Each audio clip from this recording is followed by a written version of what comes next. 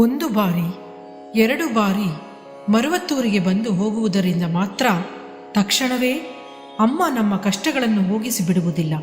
ಬಹಳ ಶೋಧನೆಗಳನ್ನು ಗೆದ್ದರೆ ಮಾತ್ರ ನಾವು ಅಮ್ಮನ ಅನುಗ್ರಹವನ್ನು ಪಡೆಯಬಹುದು.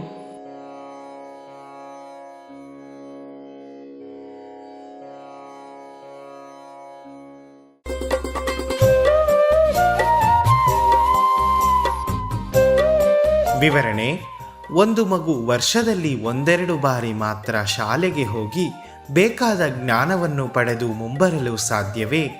ವರ್ಷದಲ್ಲಿ 1-2 ಬಾರಿ ಮಾತ್ರ ಕಚೇರಿಗೆ ಹೋಗಿ ಸಂಪಾದಿಸಲು ಸಾಧ್ಯವೇ? ಪ್ರಪಂಚದಲ್ಲಿ ಕಾಟಾಚಾರವಾಗಿ ಶ್ರಮ ಪಡೆದೇ ಏನೂ ಸಿಗುವುದಿಲ್ಲ. ಆಧ್ಯಾತ್ಮಿಕದಲ್ಲಿ ಸಾಲ ಮಾಡಬೇಕಲ್ಲ ಎಂದು ನೆನೆದುಬಿಟ್ಟು ದೇವರು ಎಲ್ಲ ಅನುಗ್ರಹವನ್ನೂ ನೀಡಬೇಕು ಎಂದು ಯಾಕಾಗಿ ಜನರು ಅಪೇಕ್ಷಿಸುತ್ತಾರೆ? ಉತ್ಸವಗಳು, ದಾನ ಧರ್ಮಗಳು, ಸೇವೆ ಎಂದು ಮೇಲ್ಮರುವತ್ತೂರಿನಲ್ಲಿಯೂ ಮಂಡಳಿಗಳಲ್ಲಿಯೂ ಅಮ್ಮ ಹಲವಾರು ಅವಕಾಶಗಳನ್ನು ರೂಪಿಸಿಕೊಟ್ಟಿದ್ದಾರೆ.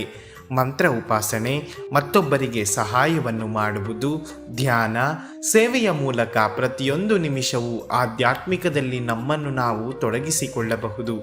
ಉತ್ತೀರ್ಣರಾಗಬೇಕಾದ ಪರೀಕ್ಷೆಗಳು, ಪ್ರಕೃತಿ ವಿಕೋಪಗಳು, ದುರಾಸೆಯಿಂದ ಕೆಟ್ಟ ಕಾರ್ಯಗಳು ಎಂದು ಎಲ್ಲ ಕ್ಷೇತ್ರದಲ್ಲಿಯೂ ಪರೀಕ್ಷೆಗಳು, ಕಷ್ಟಗಳು ಇದ್ದೇ ಇರುತ್ತದೆ.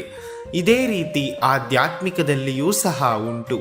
ಅಮ್ಮ ನಮ್ಮನ್ನು ನಿದರ್ಶಿಸಿ ಸಹಾಯ ಮಾಡಿ ನಮ್ಮ ವೇದನೆಗಳನ್ನು, ಕರ್ಮಗಳನ್ನು ಮೀರಿ ಬರಲು ತನ್ನ ಅನುಗ್ರಹವನ್ನು ನೀಡುವುದು ನಮ್ಮ ಆಧ್ಯಾತ್ಮಿಕದ ವಿಶಿಷ್ಟತೆ. ನಮಗೆ ಬೇಕಾಗಿರುವುದು ನಿಜವಾದ ತೊಡಗಿಸಿಕೊಳ್ಳುವಿಕೆ. ಓಂ ಶಕ್ತಿ.